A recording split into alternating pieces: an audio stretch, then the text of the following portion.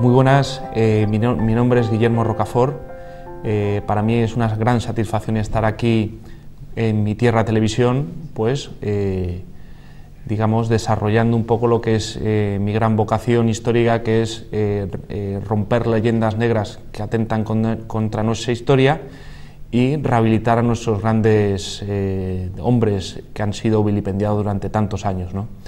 El que ahora me ocupa en mi segunda novela es sobre el príncipe de Éboli, Ruy Gómez de Silva.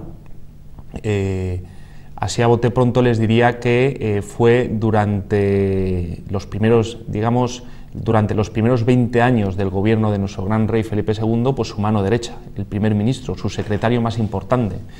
Digamos, su actividad política marca el cenit de nuestro imperio, es decir, estamos hablando desde el 1555 al 1573, donde todavía no había ni siquiera un atisbo de decadencia, donde, digamos, el imperio español en fase de pleno desarrollo parecía que no tenía límites ni materiales ni espirituales, ¿no? Bien, ¿cómo surge un poco esta novela? Esta novela es un ofrecimiento que me realiza mi gran amigo don Carlos Clemente, que es el arquitecto restaurador del Palacio de los Éboli en Pastrana, que es donde desarrollaron una villa ducal renacentista al estilo italiano magnífico en Pastrana.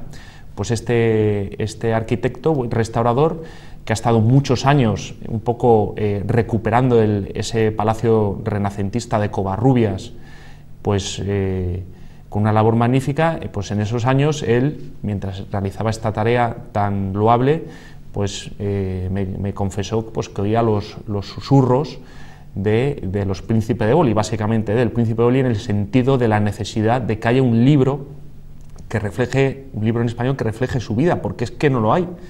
Es decir, libros de leyendas negras españolas tenemos a montones, pero de nuestros grandes hombres, desgraciadamente, como en este caso, no había ninguno, ¿no? Entonces me lo propuso, me dijo, Guillermo, te transmito este personaje verdaderamente fascinante, vente a Pastrana, conoce el Palacio Ducal, conoce su obra, que esté ahí, su obra arquitectónica, su obra material y espiritual, y así, con este entusiasmo, me embarqué en mi segundo libro, que verdaderamente me ha fascinado. ¿Por qué? Porque me he encontrado con un hombre admirable en todos los sentidos, y no solamente a él, Ruy Gómez de Silva, sino también su esposa, Ana de Mendoza y de la Cerda, la princesa de Éboli, la del parche, como le han dicho algunos. Me he encontrado con una mujer muy distinta a la que ha recogido la historia. La historia la ha difamado, la ha vilipendiado, frívola, casquivana, ligera, conspiradora, y yo lo que he encontrado profundizando en la historia es todo lo contrario: mujer fiel, madre devota de sus hijos, una mujer también con sus errores, pero que verdaderamente muy lejos de los que ha reflejado la historia, ¿no?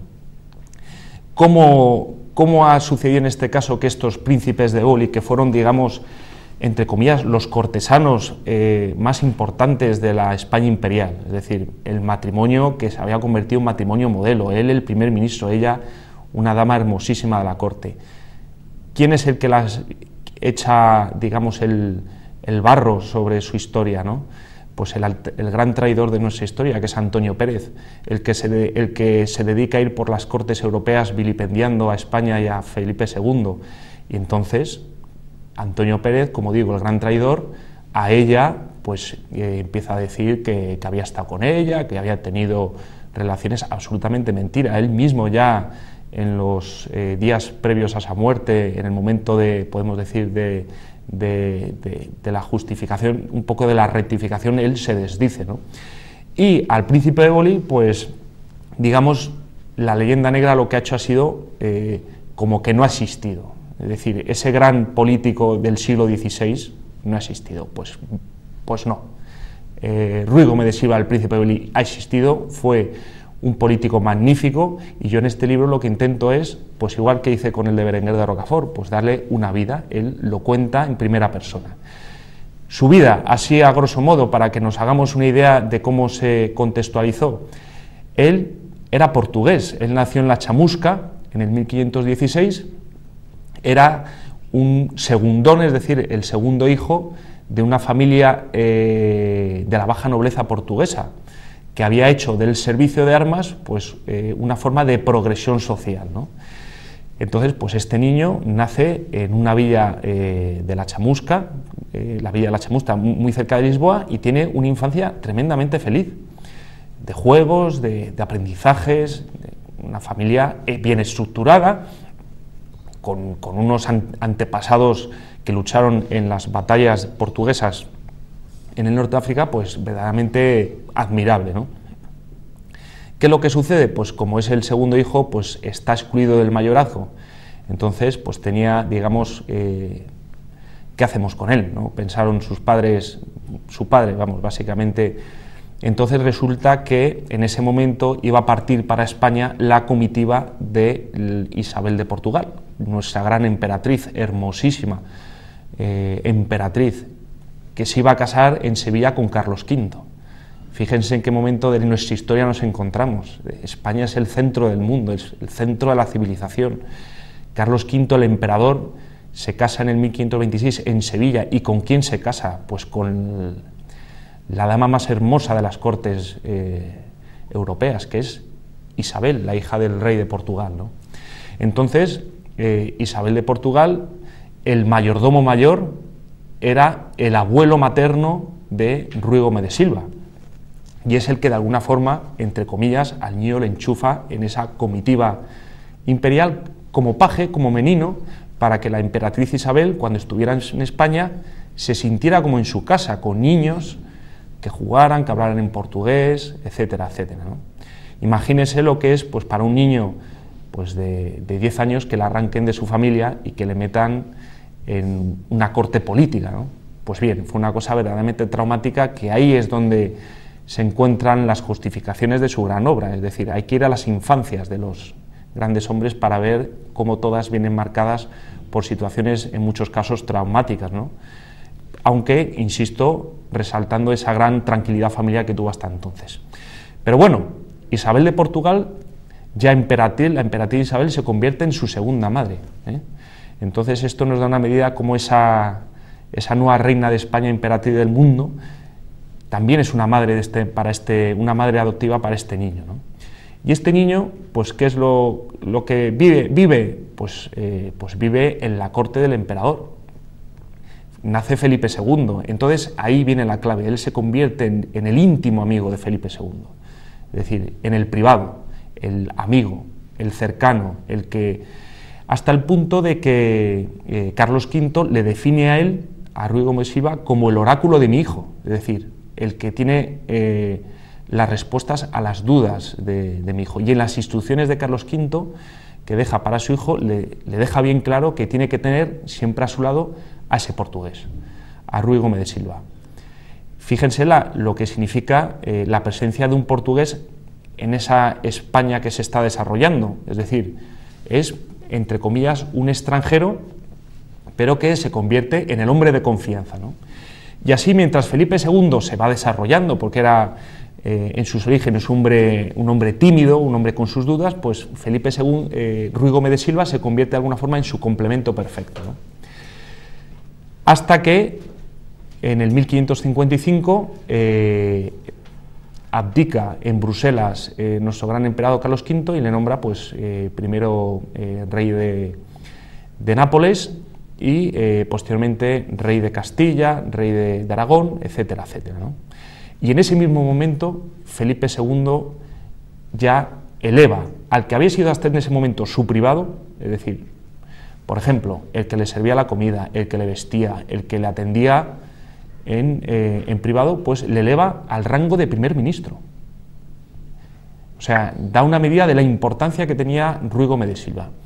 Y en estos 20 años que van, prácticamente desde el 1555 hasta el 1573, en el que desgraciadamente muere prematuramente, pues son 20 años en los que España cruza la historia a la velocidad del sonido, se suceden hechos asombrosos. Entonces, eso en cuanto a su vida pública, ¿no? En cuanto a su vida privada, pues lo más destacable es su matrimonio con una bisnieta del gran cardenal Mendoza. Entonces, él, siendo un segundón de la nobleza portuguesa, se entronca con la alta nobleza castellana, y su matrimonio pues, es un matrimonio estable que le da a él la suficiente estabilidad emocional pues, para desarrollar sus políticas, ¿no? En cuanto a sus participaciones, para concretar hechos que nos hagan reflexionar sobre su importancia, pues él es el gran organizador de la logística y la intendencia que da lugar a la victoria de San Quintín. Es decir, cuando en el 1555 abdica Carlos V, Felipe II, Francia, como muchas otras veces en su historia, intenta de alguna forma hacernos la puñeta. Entonces, ¿qué es lo que sucede? España en esa época pues no reculaba y daba pasos atrás, sino que daba pasos adelante, ¿no? Claro, 8 siglos de reconquista le daba la suficiente autoconfianza para sobreponerse a esas veleidades francesas, ¿no? ¿Y qué es lo que hace Felipe II?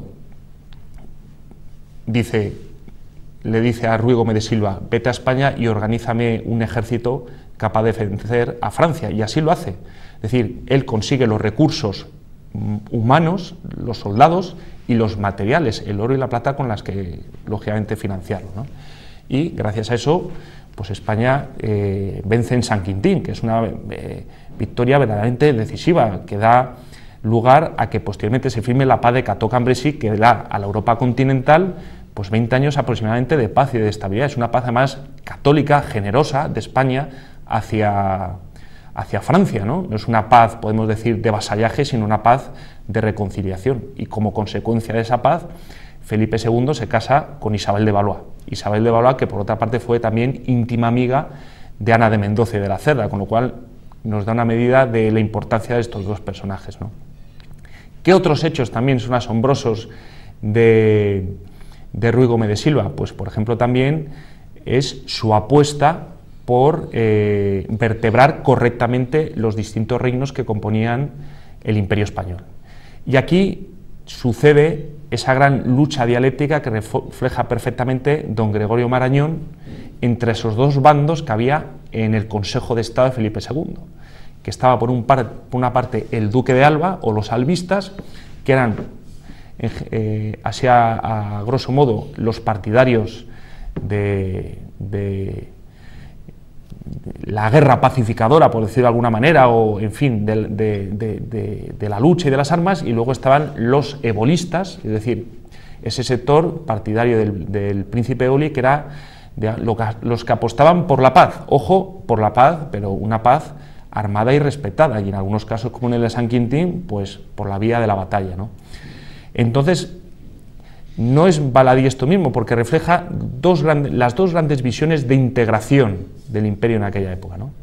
Por una parte, los albistas, en los cuales predominaba la nobleza, la aristocracia, la oligarquía castellana, es decir, una visión centralista, y luego las del príncipe Eboli, que es una visión descentralizadora. Y no podía ser de otro modo, siendo Rui Gómez de Silva, un portugués, y donde también había aragoneses, como Luis de Requesens, y eran partidarios de, por la vía de la descentralización, es decir, por el respeto a los fueros y a las leyes de los distintos reinos, como una forma de unificar más, de compactar, es decir, desde el respeto a las libertades forales o locales, conseguir esa mejor integración. Y realmente yo creo que fue una postura que durante un tiempo triunfó, ¿no? Entonces, bueno, se suceden, como digo, verdaderos enfrentamientos pues, tremendos, ¿no?, entre estos dos bandos. Los consejos de Estado del reinado Felipe II en esta primera mitad tuvieron que ser verdaderamente conmovedores, porque, digamos, no era allí no había, podemos decir, ni siquiera una inquina personal, ¿no?, sino que eran los dos bandos, yo entiendo desde un patriotismo sin lugar a dudas, tanto en el duque de Alba como en el príncipe de Bolí, pero ellos decían, ¿cómo integramos el imperio español? Pues nosotros por la vía de la centralización castellana y otros por la vía de la descentralización. Y aquí se sucede, pues yo creo que lo que considero un poco el germen de la decadencia en España, ¿no?, o del imperio español, que es el problema de los Países Bajos, de Flandes. ¿Qué es lo que sucede? Pues estando Margarita de Austria como gobernadora, pues por cuestiones de religión, por cuestiones económicas, de impuestos, pues empiezan a surgir los primeros problemas en los Países Bajos. Y aquí es donde se produce lo que yo entiendo después de mis estudios, el talón de Aquiles de nuestro imperio, es decir, qué es lo que hicimos y qué es lo que pudimos haber hecho. En ese momento había dos candidatos para ir a Flandes. Estaba el príncipe de Bolí, que tenía íntimos amigos en la nobleza flamenca, que además eran verdaderos patriotas que se destacaron en la lucha, en la batalla de San Quintín, en luchar por España, y luego estaba el partidario de la mano dura, el duque de Alba, ¿no? Al final fue el duque de Alba, y siendo un militar excepcional, pues sus dotes políticas y diplomáticas pues dejaban mucho de que desear, y sucedió lo que sucedió, que ahí pues se creó el gran talón de Aquiles del imperio. Si hubiera ido el príncipe de Bolí, con sus suaves maneras quizá lo hubiera podido reconducir. Bueno, eso son entrar dentro ya de la especulación histórica, pero sí que nos abre una perspectiva en cómo valorar al príncipe de Bolí, ¿no? ¿Qué es lo que sucede? Pues el duque de Alba fracasa y el príncipe de Bolí sigue en la corte española y ya él pasa verdadero desgaste, ¿no?, porque, digamos, los albistas le atacan furibundamente, ¿no? Furibundamente, primero, porque es un portugués, y como si eso fuera un desdoro, cuando el propio Felipe II era medio portugués porque su madre era portuguesa. Y de hecho yo creo que en la primera mitad de su reinado de 40 años, sus 20 primeros años, si fueron los más exitosos, fue porque actuó como un portugués, en el sentido pues de un hombre de suaves maneras, un hombre dialogante, un hombre con visión, y como digo, fue furibundamente atacado por los albistas, hasta el punto de que intentaron incluso echarle encima la Inquisición, le negaban el título de don incluso. Entonces él, como buen político, pues decide no sufrir el desgaste de estar en la corte en esa situación y se va a Pastrana, ¿no? Y ahí está 4 años donde él demuestra que se puede ser un político a gran escala, es decir, a nivel imperial y también a nivel local, porque en esos 4 años hace de Pastrana una villa renacentista que yo recomiendo a todos los que me estén escuchando, pues ir a verlo. Está a hora y cuarto de Madrid y es una villa italiana, o sea, renacentista, con su colegiata, y él allí pues desarrolla una ciudad hasta el punto de que se pensó que Pastrana incluso podía haber sido la capital de España, ¿no? ¿Qué es lo que sucede? Avanzando un poco en la historia de este personaje, pues el duque de Alba fracasa radicalmente con su política mano dura y, y llegamos ya a las fases finales de la vida de Rui Gómez de Silva, que es esa gran victoria española y europea en Lepanto. Es decir, fíjense hasta qué punto era importante en aquel momento que el verdadero abogado en la corte de Felipe II, de don Juan de Austria, que era, como sabemos, el hermano bastardo de Felipe II, pues era precisamente Rui Gómez de Silva, el que hace de valedor suyo. Es decir, cuando Felipe II está dudando en quién va a comandar la Santa Liga, pues le dice que sea tu hermanastro. Da una medida de cómo en aquella época a los hermanos naturales, a los hermanos bastardos, se les reconocía y se les daba los mayores cometidos, porque había una gran fraternidad, una gran confianza, ¿no? Y don Juan de Austria, con 20 y pocos años, pues vence magistralmente en Lepanto, ¿no? Pues bien, aquí otra vez el hombre en la sombra, el hombre que está detrás organizando los avituallamientos, la logística, digamos, todo ese tipo de intendencia, pues es Ruy Gómez de Silva. Entre otros de sus méritos también está en que reformó la hacienda castellana, era también ministro de Hacienda, era un hombre polifacético, y cuando reformó en esos 20 años que él fue el contador mayor de Castilla, España no conoció ninguna de las 4 bancarrotas que sufrió Felipe II, ¿no? Es decir, era un hombre del Renacimiento, un príncipe del Renacimiento, un hombre profundamente católico, íntimo amigo de Santa Teresa de Jesús, de San Juan de la Cruz, un hombre, en fin, siendo muy católico, un hombre tolerante, no era fanático, y un hombre pues que le intentó dar una impronta personal al imperio que finalmente, como hemos visto, fracasó. Y es un poco ahora mismo este aporte que intento hacer a la historia, recuperar a él, contado de una forma novelada, en primera persona. Intento dar voz y espíritu a los hombres de nuestro imperio, es decir, no eran hombres tampoco, podemos decir, superhombres, sino también, en fin, tenían sus dudas, sus temores, pero eran hombres capaces de conocerlos y sobreponerse, ¿no? Y un hombre, además, que curiosamente, y donde más de alguna forma me he nutrido, han sido en fuentes históricas extranjeras, es decir, los embajadores de Venecia, de los estados pontificios, de Francia, de Inglaterra en España, hablaban de él maravillas, es decir, porque era un hombre, pues, era un hombre de paz, pero ojo, un hombre de paz hasta donde fuera posible, porque la prueba está en que cuando se dio cuenta de lo que era el peligro francés en San Quintín y el peligro de los turcos, fue el primero que dijo, hasta aquí hemos llegado, ¿no? Y también intento hoy en día, que de alguna forma la política está de alguna forma tan enrarecida, pues demostrar que en España hemos tenido políticos con una gran grandeza y una honradez fuera de toda duda, porque es que a este hombre lo que se le ha hecho no olvidarse de él, pues porque habrán intentado rebuscar en que si robó o no robó y tal, y no han encontrado nada, ¿no? Y es, como digo, la segunda novela histórica de esta saga que estoy intentando desarrollar de grandes hombres de nuestra historia. Y, en fin, también intento relatar un poco lo que es su vida familiar con Ana de Mendoza y de la Cerda, la princesa Éboli, cuando se casan en Alcalá de Henares, cuando están en el Palacio del Infantado en Guadalajara, cuando viven una historia de amor maravillosa en el Palacio Ducal de Pastrana, ¿no? Es una familia que tiene 8 hijos, que luego ocuparon papeles fundamentales, arzobispo de Zaragoza, arzobispo de Toledo, capitán general en Flandes, es decir, son semillas que siguen floreciendo, ¿no? Y que de alguna forma también han alumbrado siglos posteriores de nuestra historia, ¿no? Pero en concreto se trata de eso, ¿no? De recuperar a nuestros antepasados, y en este caso el príncipe Éboli, pues es una de las personas, yo entiendo, más decisivas, ¿no? Otro de los aspectos también, para que nos demos una medida de la confianza que tenía Felipe II de él, es el tema de don Carlos, el hijo, el heredero, ¿no? El hijo desequilibrado de Felipe II.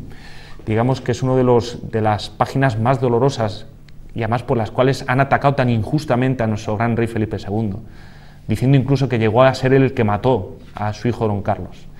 Entonces, le tenía tanto aprecio y tanto admiración Felipe II que encomienda a su primer ministro y amigo, íntimo amigo de Ruy Gómez de Silva, que se encargue él de la educación de don Carlos, el heredero, que estaba absolutamente desequilibrado, ¿no?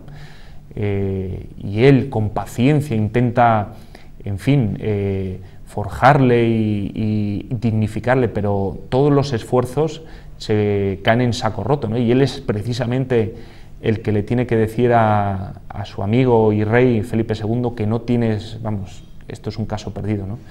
y es incluso el que le tiene que decir a Felipe II, pues en fin, todos esos delirios conspiratorios en los que estaba recayendo su hijo y heredero, ¿no? Es decir, son distintos, es decir, las páginas más grandes y también más dramáticas de ese gran rey de la primera mitad de su reinado, Felipe II, pues vienen recogidos en este libro pues de una forma transparente y amena, contando las cosas buenas y las cosas malas, ¿no? ¿Qué es lo que sucede? Pues desgraciadamente muere muy pronto, en el 1573, en Madrid, cuando yo creo que tenía este hombre grandes obras, cosas por hacer todavía, ¿no? Fíjense que en el momento de su muerte, previo a su muerte, el propio rey, Felipe II, que estaba enfermo en el Alcázar de los Austrias de Madrid, viene a despedirse de él. O sea, era una cosa, eso es una cosa verdaderamente, nos da una medida de lo que le quería, casi ya no como primer ministro, sino como amigo, como hermano, ¿no? Y dicen que cuando murió estuvo unos meses Felipe II en una depresión que no se sobreponía. Decían que, lo dice además un embajador veneciano, que el estado de abatimiento en el que cayó Felipe II después de la muerte de Ruy Gómez de Silva, decía que no confiaba ni en sus propias manos para dirigir su imperio, ¿no? En fin, desde el 1573 que muere hasta el 1598, pues tenemos páginas de gloria todavía, pero páginas de un gran desastre, ¿no? La Armada Invencible, en fin, los Países Bajos, la sangría que ello supone, las guerras en Europa. Qué pena que esa gran escuela de política auténticamente patriótica, desde siendo un portugués, pero siendo un español, un nacionalizado español, esa escuela de saber hacer y de compromiso político, porque luego ya vemos en Felipe III qué es lo que sucede, vienen estos validos corruptos, el duque de Lerma, el duque de Uceda, que lo único que buscan es enriquecerse, y con reyes que lo que se dedican de alguna forma es a vivir al margen de las responsabilidades que les atienen, pues vemos cómo ese modelo desaparece. ¿Por qué desaparece? Pues porque cuando hay un gran hombre que te puede hacer sombra desde el pasado, pues casi mejor vamos a olvidarnos de él. Pues no. Aquí está el príncipe Oli para decirnos que lo que sucedió pues quizá pudo haberse evitado, que en aquella época en la que España, con 10 millones de habitantes, cuando Francia la duplicaba en exceso, Inglaterra prácticamente se convirtió de alguna forma en el centro del mundo, pues era porque había hombres capacitados, con sus miedos, con sus dificultades, pero que se sobreponían, ¿no? Y cuando a nosotros, todos en alianza, nos comían y estaban todos intentando despojarnos de nuestra grandeza y de nuestros territorios, pues bien, eso desgraciadamente sucedió, pero en este periodo, cuando estaba el príncipe Oli, pues fue capaz de armonizarlos armoniosamente. También es una visión que intento trasladar al momento actual, es decir, cabe la unidad y la lealtad a la nación de española desde la descentralización, desde el respeto, porque estando todos a gusto se puede llegar a tener una unidad más fortalecida. Y esa es un poco la visión política que tenía el príncipe Oli, siendo portugués, es decir, desde la descentralización, una mejor vertebración. ¿Para qué? Para hacer frente al enemigo común, como lo dice Ricardo de la Cierva en la Historia Total de España, en su monumental obra, ¿no? Dice, porque, vamos, captó perfectamente la personalidad de Ruy Gómez de Silva, don Ricardo de la Cierva, cuando dice que lo que buscaba era la unidad desde el respeto a los fueros, pero para hacer frente común al enemigo externo, ¿no? Porque al fin y al cabo, cuando te viene el enemigo externo, pues lo que hay que hacer es estar unidos y no como ha sucedido desgraciadamente en siglos posteriores de nuestra historia hasta el presente, donde aquí se están dando pues todos de bofetadas pues para repartirse las prebendas. Pues no, hay que unificar, y unificar es respeto a la foralidad, podemos decir, a las costumbres locales, pero desde la unidad y lealtad a la nación, ¿no? Y es un poco lo que intento reflejar en este libro, que yo se lo recomiendo, y luego también, como digo, tiene su aspecto romántico, ¿no? Porque he intentado recuperar esa vida matrimonial, ¿no? En definitiva, agradecerles su atención y animarles pues a imbuirse de aquellos hombres que a través de mi libro pues, intento dar voz y pensamiento a esos hombres que forjaron nuestro imperio y que de alguna forma hoy que la batalla está en la historia, pues intentarles, por lo menos conocerles, comprenderles y también, por qué no, disfrutar de la gloria de nuestra gran nación. Muchísimas gracias.